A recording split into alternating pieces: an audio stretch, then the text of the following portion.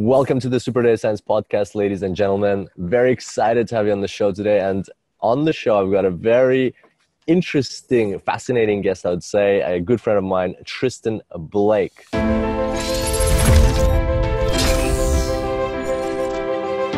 Welcome to the podcast. How are you going today? Doing good. Thank you for having me.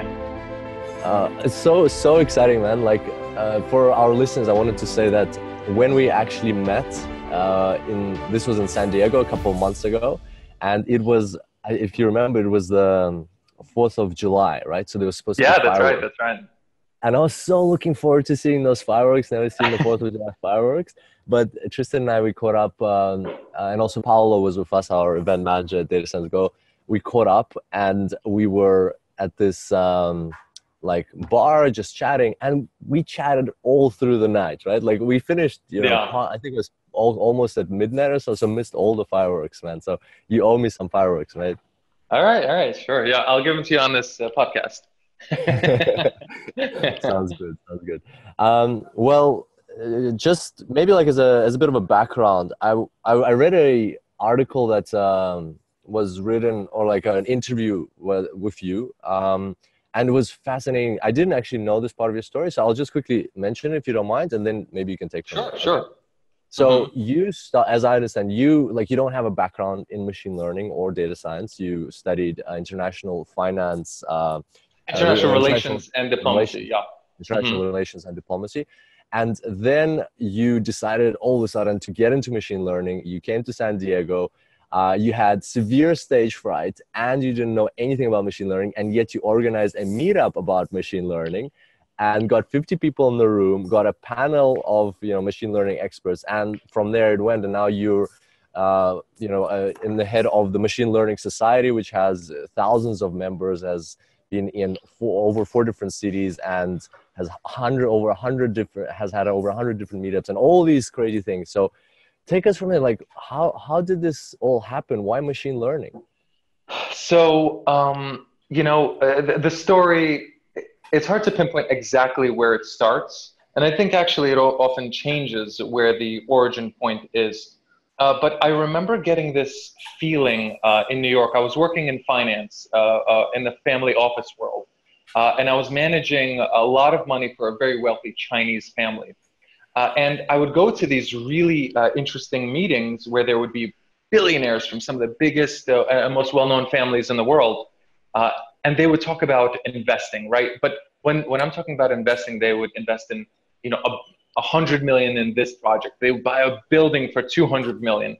And I'm the only guy in this room that didn't come from Oxford or any one of these schools. I'm not from a rich family, quite the contrary.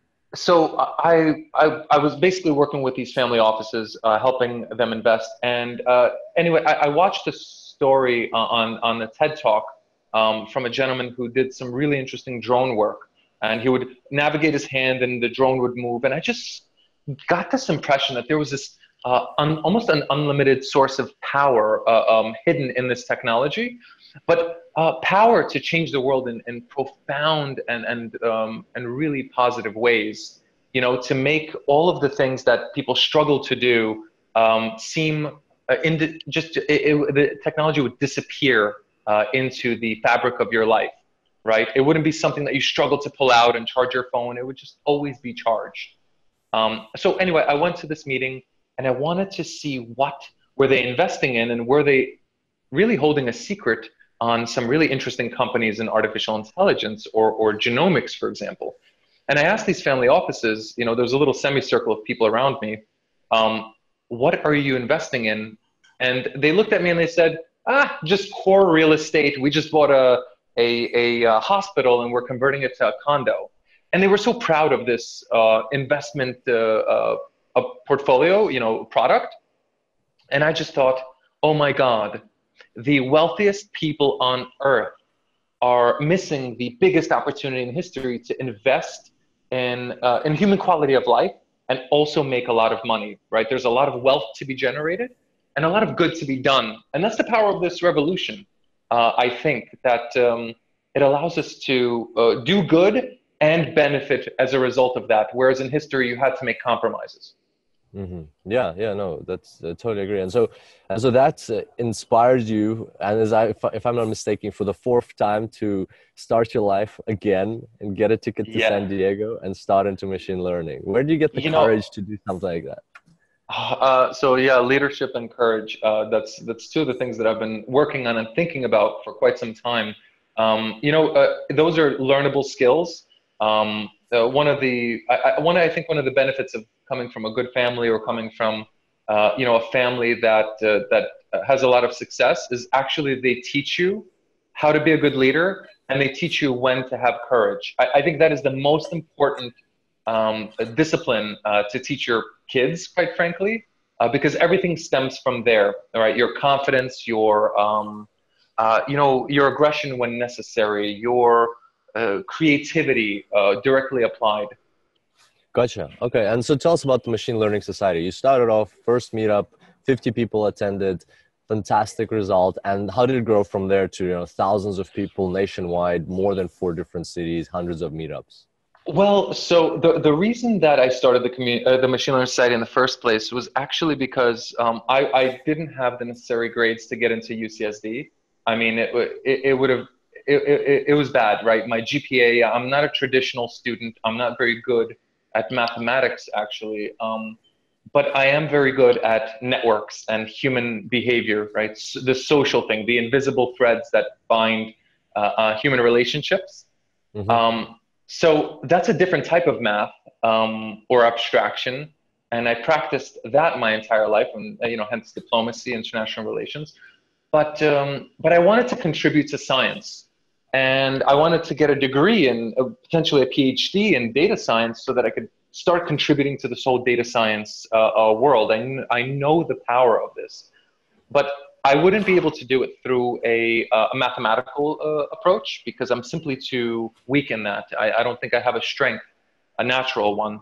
But I am an artist essentially, and I am a community organizer historically. So I decided to create community so that I could learn data science from the people that practice it by putting on the events. I mean, think about it, right? You create an event and you marvel at the knowledge that is exchanged to you directly and to the entire audience. So it's almost crowdsourcing your own education, if that makes sense.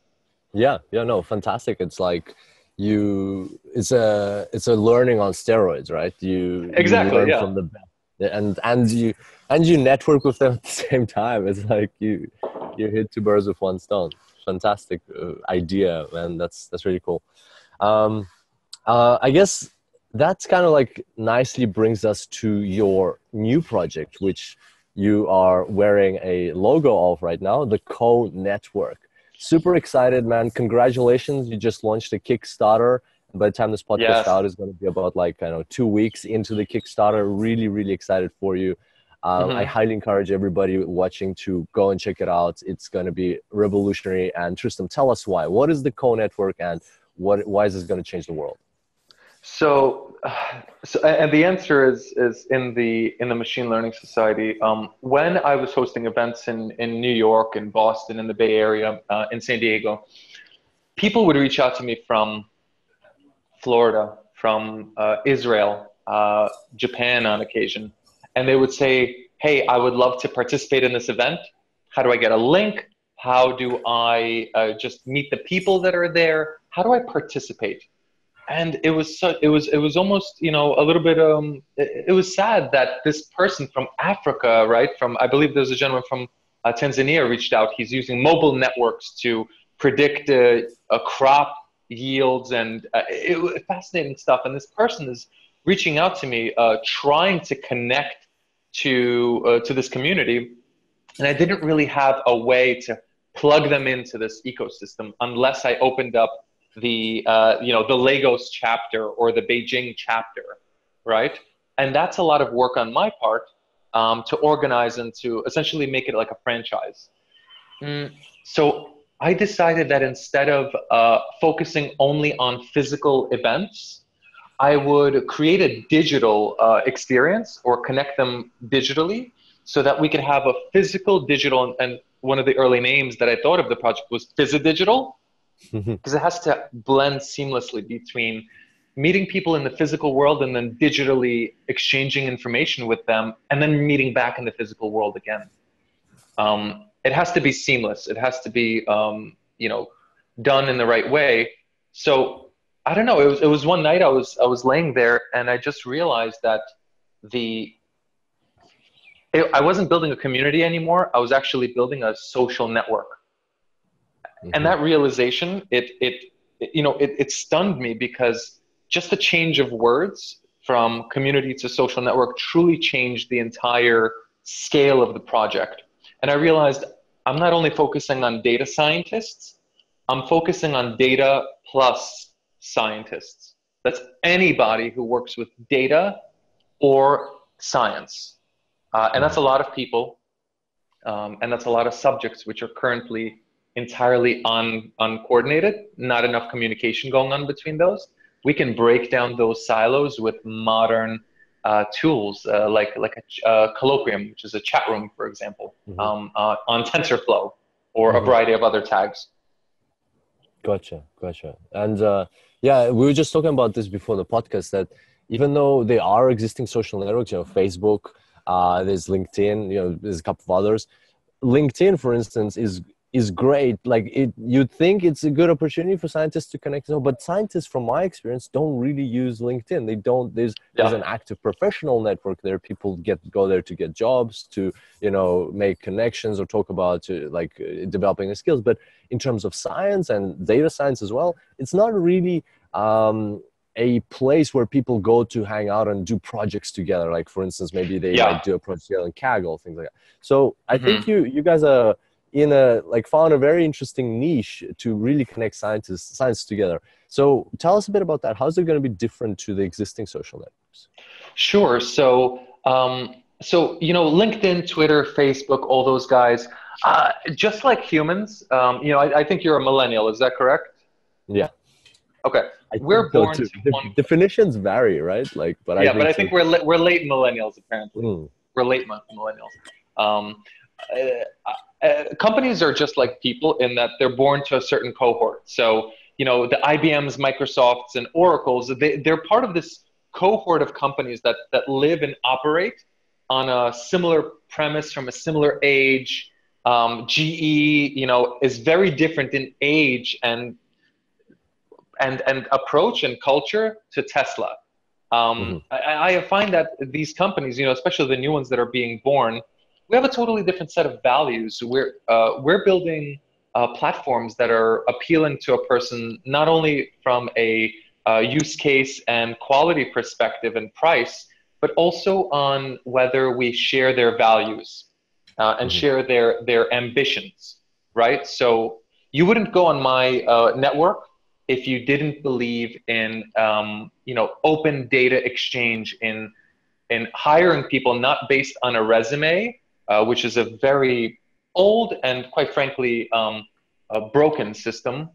You can't really fit too much information on a page, and most of that stuff isn't relevant anyway. And it's been so formalized for an ancient industry that it doesn't really matter anymore today. Today, you need you want to see somebody's projects and their code review, not necessarily how much time they've spent at Google. That doesn't really matter. And I think we're going to, not to be facetious, but to kill the resume, particularly in the sciences and the technology world. Gotcha. And it's about time, right? Like, people don't value, or companies value more the value add that you can add. So one of the things that LinkedIn, for example, fails to take into consideration or do is create a specific type of profile for scientists, right? That appeals to them. It asks them science type of questions, and that's because it's a professional network and it has a professional culture to it, right? You put on your suit and tie when you're on LinkedIn. On our network, you bring your motherboard and a few soldering wires, right? You don't need to have a suit and tie on, and I think that culture difference is very important to consider when building this out, I want to ask people the questions that they're looking to exchange with others and how they find how they evaluate each other. We still haven't figured out what rules or methods do scientists use besides peer review or kind of their academic credentials to recognize whether another person is a good fit for a project or for their team. And that's really some of the territory that we want to go into in terms of behavioral research and studies on high performance technical teamwork. We really want to write some new literature through our social network, and that'll be actually by giving access to many behavioral psychologists to our network so that scientists can study a scientific network. Wow, that's so cool, man. That's but I'm just changing location here, just walking through this little forest Sure. Type of thing. But man, that is a really interesting idea. So I can definitely see how scientists can benefit. Like when we met up, you talked about co-researching things and like working on research papers together. That's definitely and sharing research papers. That's definitely a massive need right now. But what about data scientists? Can you tell us a bit more about that? Like, if I'm a data scientist, I'm listening to this podcast, what benefit would I get from joining the co-network, and who are the people I can meet there? What, like, maybe I can work on projects, get jobs, attend conferences. What are the things that are going to be available? Of course. So, you would first, this is going to be ready in about 3 weeks or so. So you're going to open the home page and you're just going to see a map with people's kind of almost like a conscious map, where some of the dots on the map are going to represent people that just made an action or created something, right? Created an event or a job or posted a data story onto their profile. You're going to see an organic community of people that are creators, particularly in the data sciences, in the computational sciences, let's say. This is a computational science focused network. We accept social science, but we lean towards computational, behavioral sciences, right? If it's psychology, then it's behavioral psychology with a computational component. So you would be able to log in and see all the upcoming events around the industry, right? Are you going to be in New York between the February 7th and February 14th? Perfect. When you search February 7th and 14th through 14th for New York, you'll see all of the upcoming events, all the available jobs that many of the companies have posted there, and we have many partners that are can't wait to post some of their open positions. They're quite frankly desperate to find CTOs and technical talent like data scientists and deep learning engineers. Big and small companies, right? We're talking about some of the big boys, and we're also talking about some really novel and exciting new competitive platforms that are going to solve problems and compete with right, Google for solving maps, or a new company that we're collaborating with. It's actually doing events, and it's quite a powerful platform. So, right, distributed computing.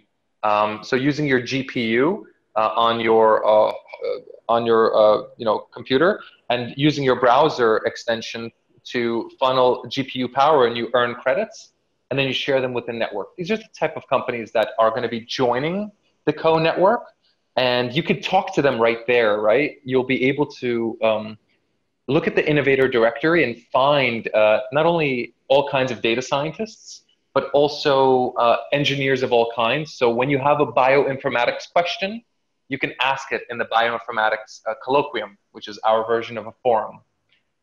So it's really cool. Yeah, jobs, data stories. Data stories are kind of like Medium. You post your own articles, and people can read them, review them, rank them, and soon the Academy as well, where we're going to post popular books, movies, and lectures that are technical in nature, so that people can rank them, and you can have an organic sort of a ranking system for these this academic literature and papers that people post. Okay, wow, very cool. And so first question, is this going to be free? And second, can you share the website where people can find this once it's live? So average accounts will cost about $1 million a piece.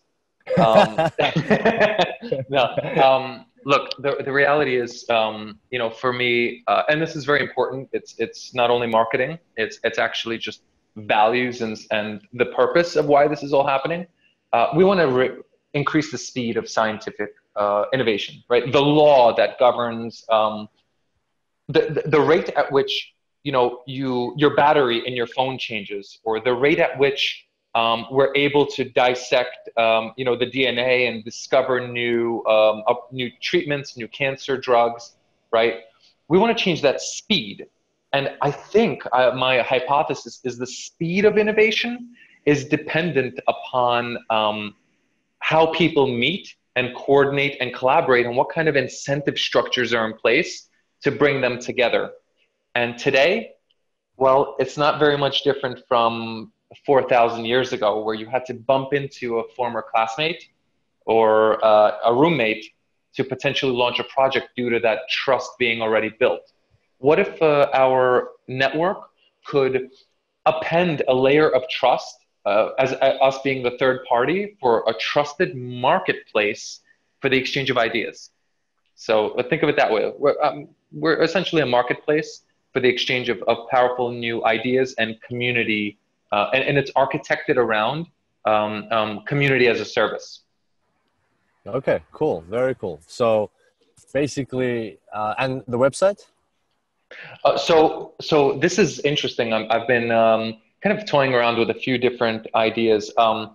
There's one website. It's innovation-labs.co, and that's our co-innovation labs website.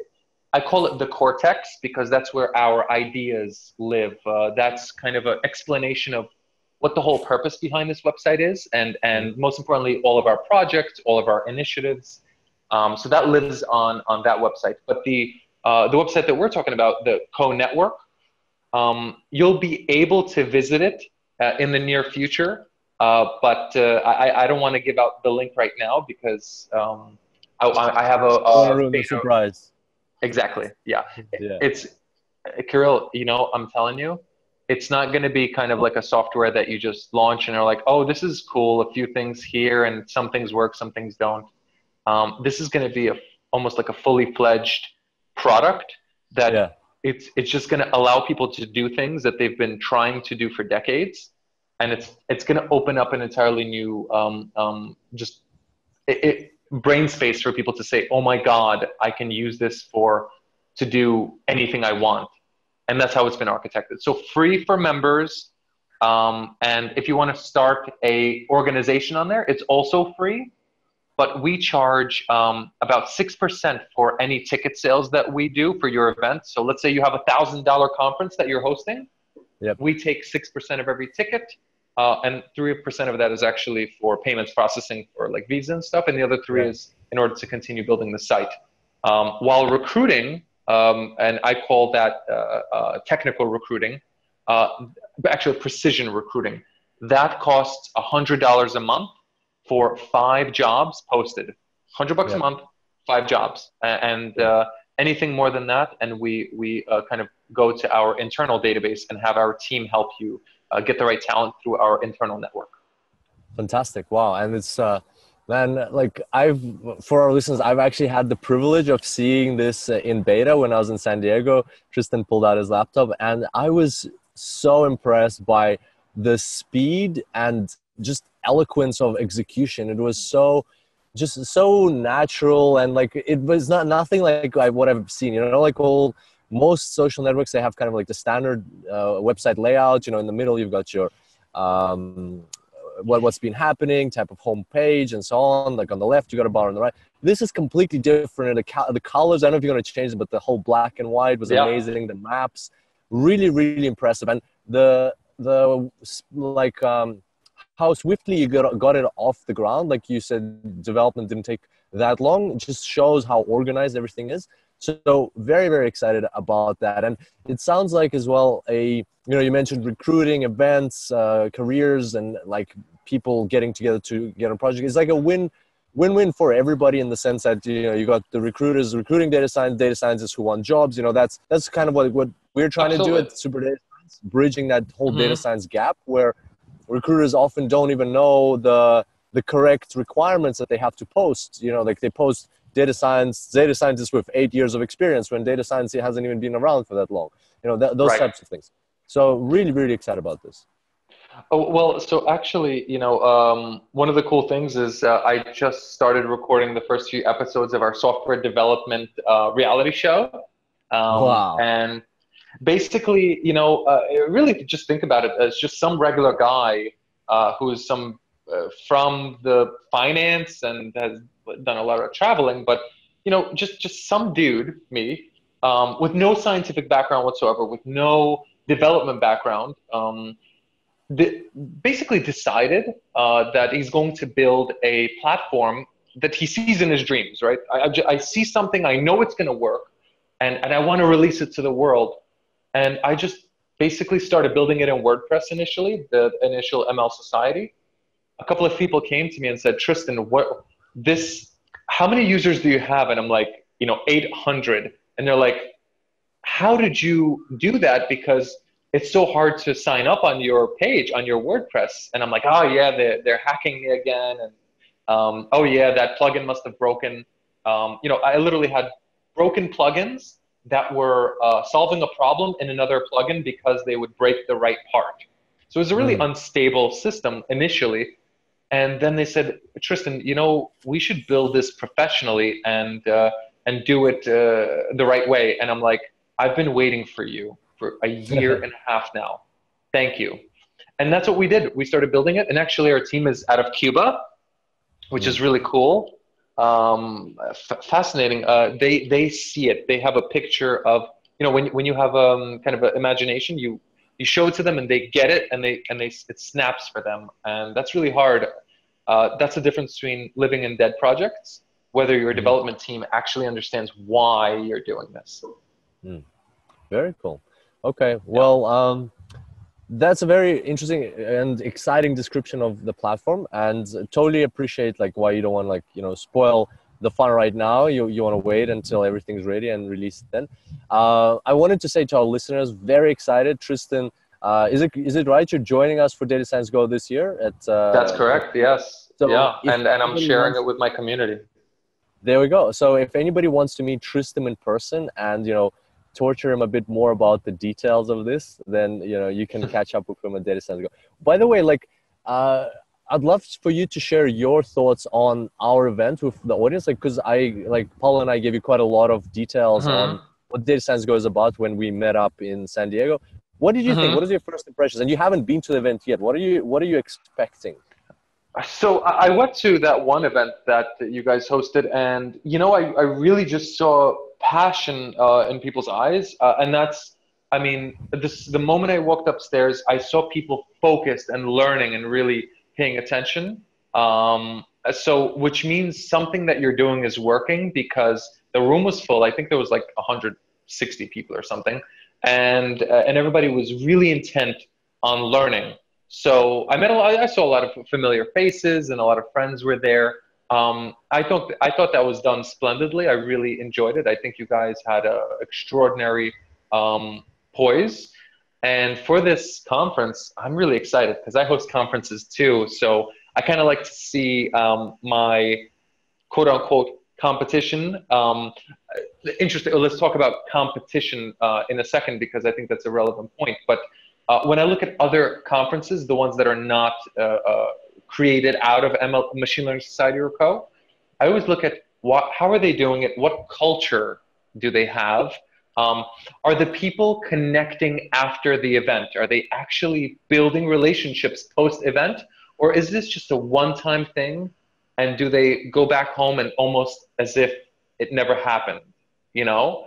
And I think that's the organizer's responsibility, to be the person that connects all the people there and makes them feel comfortable enough to exchange information and go to the next day and take that idea and start transforming it into a reality.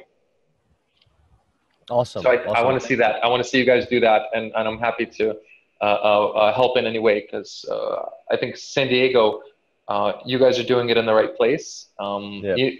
Everybody here knows my thoughts about that, but San Diego is the next capital for science and technology, almost like a classical Athens in the making.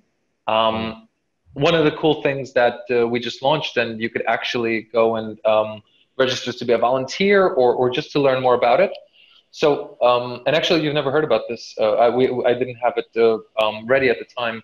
So, you know how there's the Nobel Prize in Sweden and Norway every year, right? Yep. Well, I mean, you know, number one, it's been around for 130 plus years or something, and it also takes place very far north, in a place where science and technology, it really isn't the center of discovery or scientific revelation. But San Diego, you know, Orange County, LA, San Francisco, Seattle, China, right? Asia, Japan, all these places, this almost like a ring of fire, or this circle, the Pacific nations are creating most of the science that's coming out right now in almost every field. So I think what we need is a new award ceremony called recognition. The cognition is capitalized, so it's actually recognition or recognition. And it's an award ceremony that's going to be focused on awarding not only discoverers of this technology or this, you know, branches of science, particularly emerging tech, right? We're talking neurotechnology, brain-computer interfaces, new battery systems, new energy paradigms, robotics, AI, blockchain, right? Cybersecurity. These are all categories that we could award in, but we want to give the prizes every year to not only the discoverer, but also the entrepreneur. So in order to get a prize, you must apply this invention or innovation to something practical. And that really pushes entrepreneurship as well as academic creativity, right? Mm-hmm. Wow, man, I never fail to marvel at how many things you are in, you know, from machine learning society to co-network to prizes. Very exciting. And what I Well, wanted, the co-network is the people on the co-network are going to nominate the winners and vote okay. on it using their weight. So if you're an expert in, let's say, quantum physics, your vote would be much higher weighted for the quantum physics prize than the you know, blockchain prize, let's say. Mm, okay, gotcha. Okay, very, very, very cool. I Hmm. wanted to touch on San Diego. You mentioned, and I totally agree. And actually, you put me onto this kind of mindset of San Diego being, what's that? That's my cup of the things I don't understand very well, but love still. Nice. So San Diego, you mentioned like it's a new tech hub, right? It's kind of like the Hmm. new Silicon Valley. Yeah. And you are personally involved in building a smart city in San Diego with the government of San Diego. Tell us a Hmm. bit more Hmm. about like your vision for San Diego. Why is it the next Silicon Valley? Well, you know, number one, it's just location. As the center of power, political, social, economic, artistic, I think as well, creative, um, leads into the West and goes far west. Right, you always go west in order to discover uncharted territory, and I think this time we jump from the west coast of the U.S. and go all the way across that huge Pacific Ocean into Asia, where I imagine science will the science from there will dominate the next 30 to 50 years. So, but I think San Diego can be this incredible conduit of ideas into the North American sphere of influence.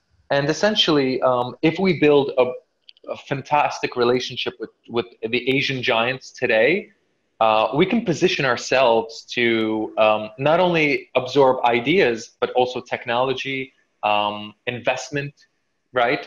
and share with them to have an economic partner in Asia, potentially one of the biggest empires in the world. And when I say empires, I don't mean in the classical sense. I mean in a technology sense, right? Somebody that creates a lot of innovation from the sheer size of their population and their focus on education and mathematics. I think the Chinese are doing that right, and there's lessons to learn for all the nations of the world.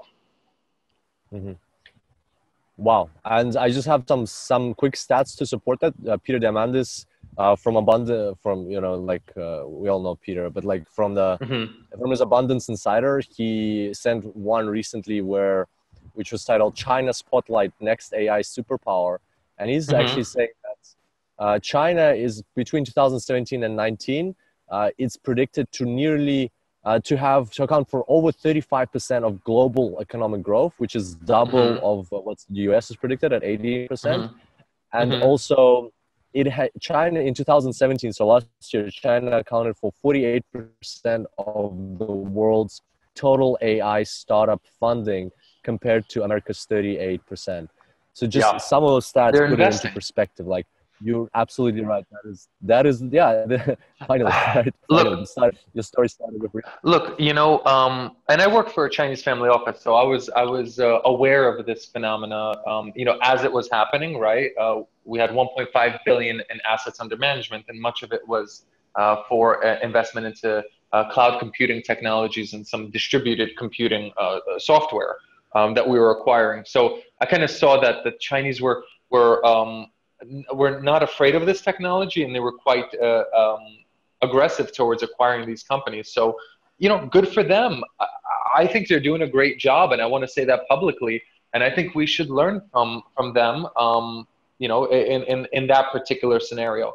One of the other things that what makes San Diego special is number one, it's culture, first of all, right? It has this fascinating culture where essentially we compete in order to discover collaborations. So the competition is who collaborates the most. And that is a reality you can only find in non-fintech cities, like New York or San Francisco, where you compete on a zero-sum game theory, because there are limited finances, there are limited funds, limited resources in general, and you must crush your opponent to get their market share. Here, if you build a technology or some sort of scientific process, there's always room to build on top of that and improve. And every new company can effectively be two new companies born to satisfy that scientific demand, right, or that product demand. So I think science is fundamentally different than finance, and that will become omnipresent in the coming decade. And another thing is, right now there's somewhat of an intelligence arms race going on. I like to talk about this because the world right now is changing, and people are finding where they belong. And they're moving to cities, for example, where scientists, right? The culture is scientific, so they're moving there. And essentially, if you've already won the intelligence arms race, you're only going to get more scientists and technologists and data scientists, and that are going to start building local companies, and your economy will flourish. The cities that lose the data scientists, that don't appeal to them, they are unfortunately destined to buy our technology in perpetuity. Or an interest, if you want to put it that way. So right now is a very important time for city administrators and government people to develop the proper incentives to attract data scientists particularly, but scientists in general, to attract them to come, or else they won't be able to keep up in the coming years.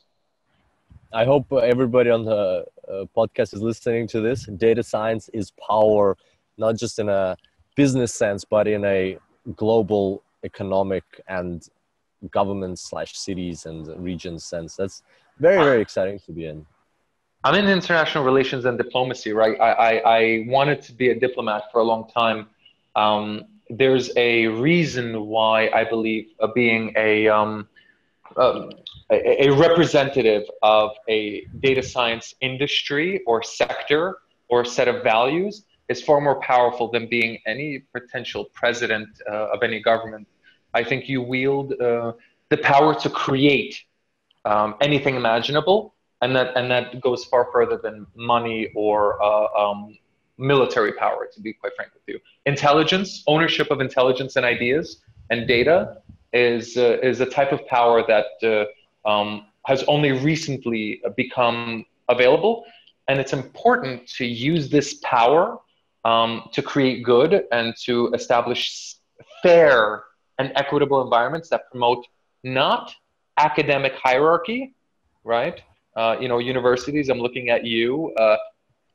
There's no, just because somebody's smarter than somebody else doesn't make them better necessarily, right? Tenured professors, they're no more special than non-tenured. They simply have a designation. What I believe is there's a cutoff point for intelligence or activity. If you're intelligent enough, I only care about what you do, not how much more intelligent you are than me or you or any other physicist. I don't care about intelligence. I care about how much you've done, and that's what our social network, the co-network, is going to promote. So that's what we're focusing on. That's the culture tech. It's in a way, culture of results. Yes. Paradigm shift. Fantastic. And that's for instance what we're building at our own company at SuperDataScience. That is, like at the end of the day, results are what matter, right? Like, yes, efficiency, yes, knowledge and everything else those are tools in your toolkit. But at the end of the day, results is what you bring to this world, and that's what's important. Okay, tell us a bit about, while we're on the topic of cities, like this podcast has been all over the place, man. Like, about machine learning, networking and events and stuff like that. Well, now that we're on topic of cities, tell us a bit more about what is a smart city, and if you can disclose anything about San Diego, like why do you see that it is becoming a smart city, and what does that mean? Okay, so I have this intuition that the future of our economy, particularly in San Diego, is a city that sells city services to other cities, right? So imagine an entire grid infrastructure, electric or water grid. Imagine an entire, I call it a synthetic infrastructure, right? That communicates, an intelligence that lives inside the wires is able to coordinate civil activity, traffic and parking, pollution. It's able to manipulate all this in real time and ingest this data, right? Emergency services. Some cities are going to figure out how this works very well, and they're going to start growing quite rapidly. And then they're going to realize, and this is something that I've been talking to the San Diego government about, is you'll actually be able to sell this service to other cities, right? Cities that need a better way to manage their sewage systems or water resources, right? Crop yields. You can literally give them an entire framework on which they can build, and they could rent that from you. So the project that I'm involved in is called Silicon Road and the Smart Border. And that's a project that I launched in tandem with a lot of these other things. It's a long-term project. And the effective goal of that is to make San Diego the first fully autonomous city on the planet. Wow. Yeah.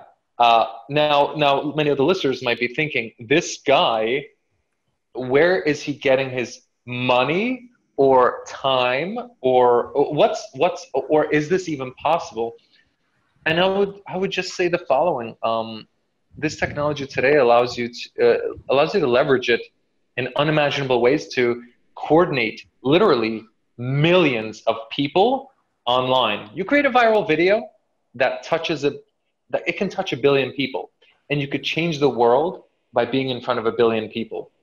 So I think that powerful media is going to be able to make San Diego appreciate its true economic value, right, as the capital of artificial intelligence and biotech and some other fields like robotics, actually, I would say. And it's already been successful. It's just a matter of helping San Diego appreciate its incredible scientific diversity. And once you give the data scientists confidence, right, I think they start to explore this new territory and build on top of it, and truly start to appreciate the benefits that come from being a data scientist in the 21st century. Wow, thank you. Very cool description, and it's interesting to see. It will be interesting to see how quickly that takes takes on form, because I totally agree that it's all possible. It's just a matter of time. How Kirill, much it's inevitable. effort. It's inevitable. Yeah, it's all inevitable. When do you think it will happen? For instance, for San Diego, it doesn't matter. And that's an important point, right? When will this recognition prize happen? As soon as possible. And that is actually dependent upon how much the community wants it. So I launch a project and I leave it to our community to decide whether that is something that they want to support. We have, I think over like 250 volunteers that have signed up to support this vision and to support what we're doing. And it's only a matter of time before you reach a tipping point. And as a networks guy, as a person who explores human social networks, right, kind of different types of scientific networks, financial networks, I think that once you align enough people and you kind of put them into this sort of make them feel like it's inevitable, it becomes inevitable. It's kind of a law of the universe. It's something that you learn by creating smaller things, and then you just see how the bigger things can be done. It's just a scaling of very small projects. Launching this podcast is the same thing as launching that award ceremony. It's just a matter of scale. Okay, I got you. But then, like, I would like to argue that what happens to technology? You're in the space of technology, and when you say I leave this project for the community to decide if they want it or not, by the time they decide, your technology might be outdated. So inevitably, you still have to update it yourself, don't you think? So I'm more interested in pushing and motivating people to think bigger, dream bigger, imagine larger. That's the goal of our software development, project, the one that we're recording right now. It's basically to show you that if you have a dream, you can create it. You need a little bit of capital. You need to be creative about that. But otherwise, a dream can become a reality through very specific steps. If you want to achieve a goal, whether it's lose weight or get a job at Google, or build a global, social network, it's important to outline a vision of what exactly you want. Arrange your values. What is the basis of how this is all going to work when it's done? And then create a plan. And once you have that, again, there's a tipping point towards inevitability that you reach once you've actually committed yourself entirely to making this happen, which I personally have. So it's only a matter of time, hell or high water. Gotcha. Okay, cool. Tristen, I usually ask this question at the very end, but I'll ask it now because I have something else in mind that I want to ask you. Is there a book that you can recommend to our listeners? I know you read a ton of books, and like just even in our chat, you mentioned like 2 really good ones that you recommended to me. What's a book that you would want to recommend to the listeners of this podcast? So a couple of days ago, I came up with a list of books that guide our values at the Co-Network. I actually posted them into our team page on our website, so innovation-labs.co. If you go to the team, so it's press kit and then team, you'll actually scroll down after you read about the team. You'll see all the books that we put together. I think there's about 40 of them actually. Each one is linked to our Amazon account. So if you buy a book, I think we get $1 or something. So, it's just a way for people to support us and also to find some really cool books and podcasts, which I'll add yours there, by the way, after this conversation. They could find really valuable content all in one place. The book that I want to recommend is The Square and the Tower by Niall Ferguson. That's exactly the one I was thinking about, man. That's why I asked you this question, because I was like, I got to ask him about the square and the tower, man. Tell us about it. Like, when we were catching up, you told me about square and tower. It's about the value of networks and how they grow. Tell us, Yeah. why I think it's essential knowledge, because it will give people more like a push to build their own networks, their own, not Oh like build yeah. a social network, but like build a network of connections and like grow their career that way. So what's a summary of this book? What's the most valuable stuff that you learn from it? He starts it off right now. Ferguson, he's this famous Harvard Don, this historian. He just has incredible books. The West and the Rest, The Rise of China. He has a lot of work on China. He's been thinking about. I think he wrote a book about Henry Kissinger, an entire account of his life. Truly, this political historian. A beautiful historian, one of the people that, when you read the Dan Brown novels, you're reading about this guy's character, right?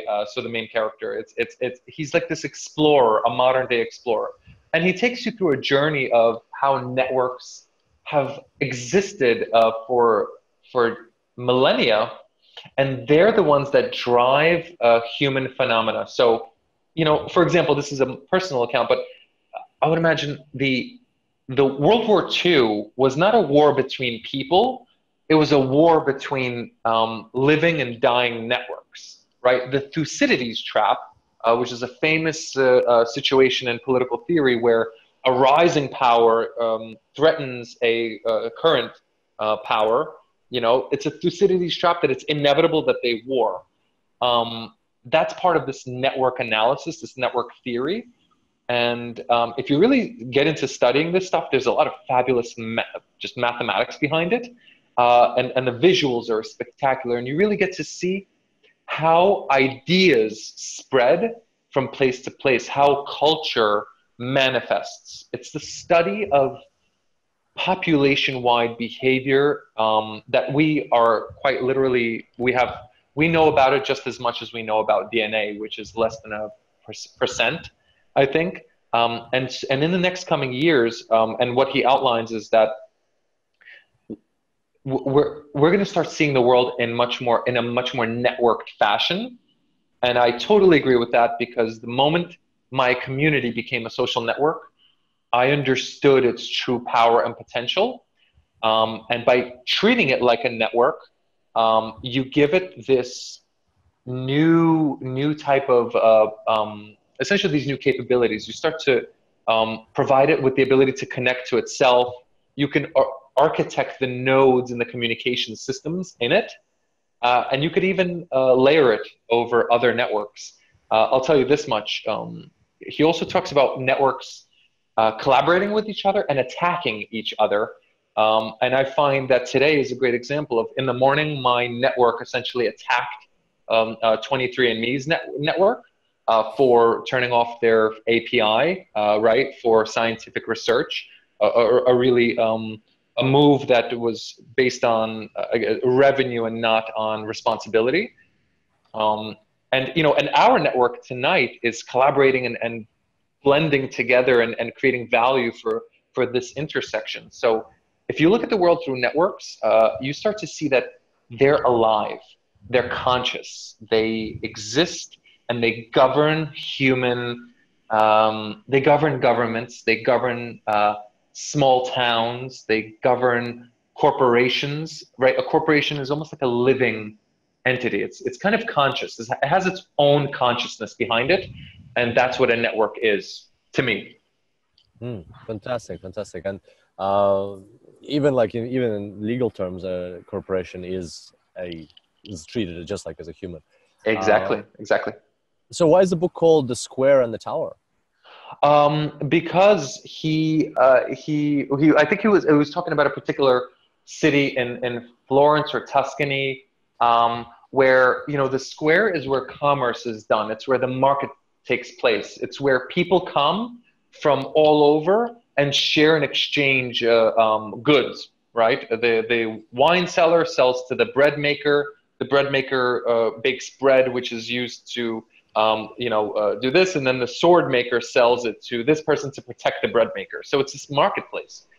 The tower is this hierarchical structure. So that's a network of kind of like interactions that are almost a marketplace of exchange, while That's a a square. hierarchical, yeah, that's a square. The tower is a hierarchical structure. We're talking about the military, the government. We're talking about universities. We're talking about systems that have a distinct leadership infrastructure and cannot bend or breathe or create as fast as networks, but they're safer. And in different parts of history and in time, it's better to be a square than a tower. And I think today, or a tower than a square.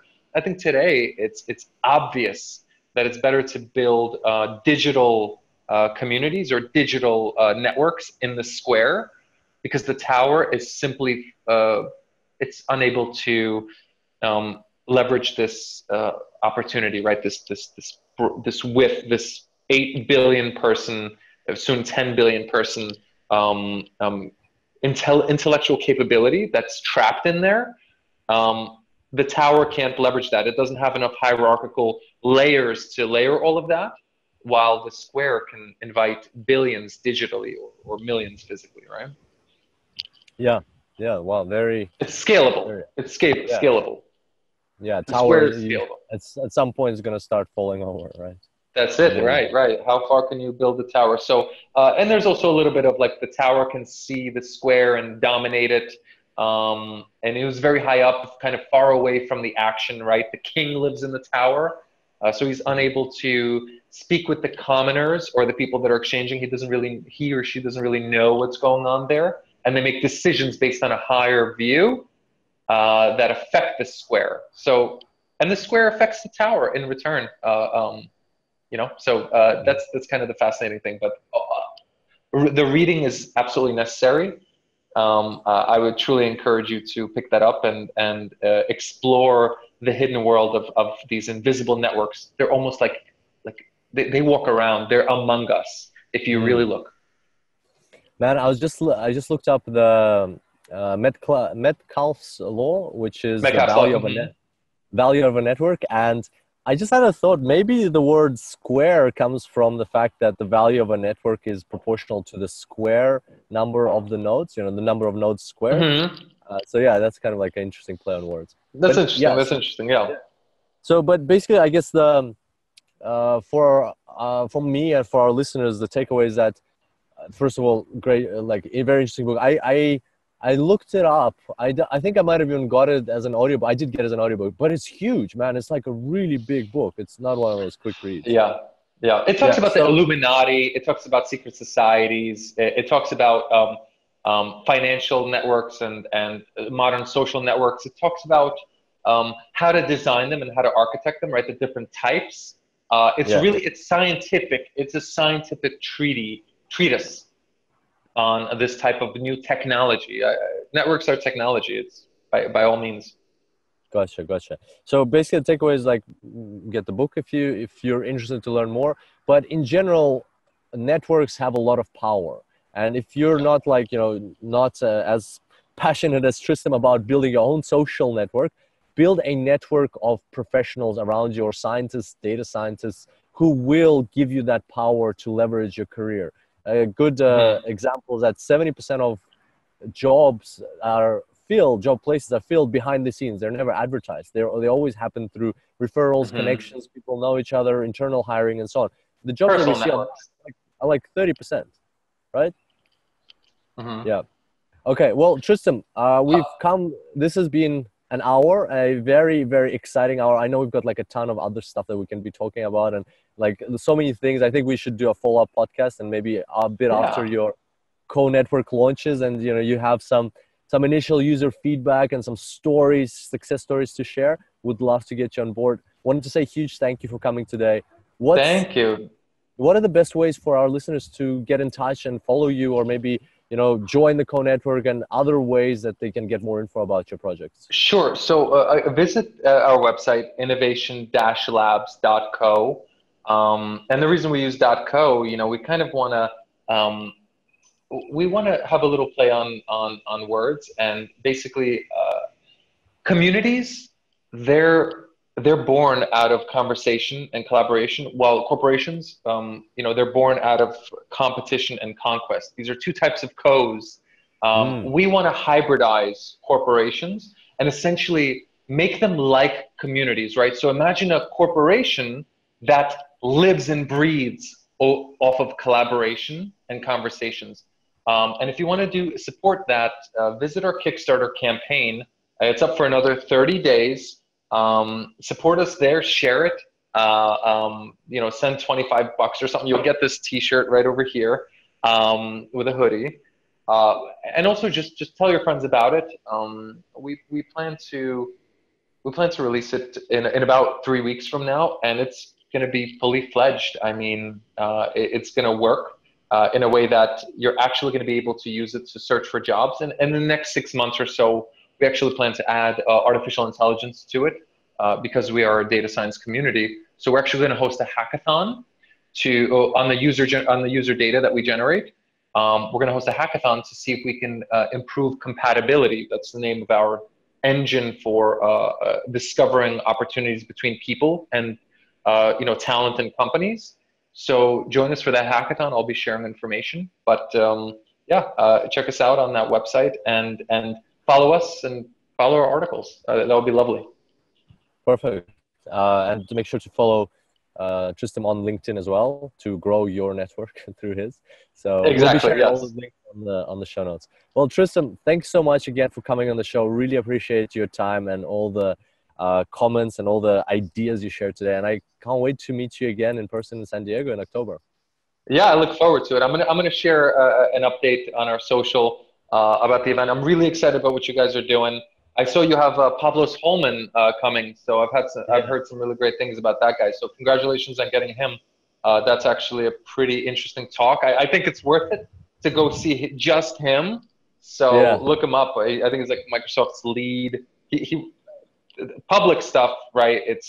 But there's private stuff that's really cool. Which he's worked with Bill Gates and Microsoft on right. He's the guy behind like the laser that shoots down mosquitoes or something. Precisely, like that. Yeah. Really cool. Very and cool then he's stuff. talking about data science, so it'll be fun. I love it. Well, thank you so much, and I appreciate it. We got to do this more often, man. It's going to be a lot of fun. Thanks a lot.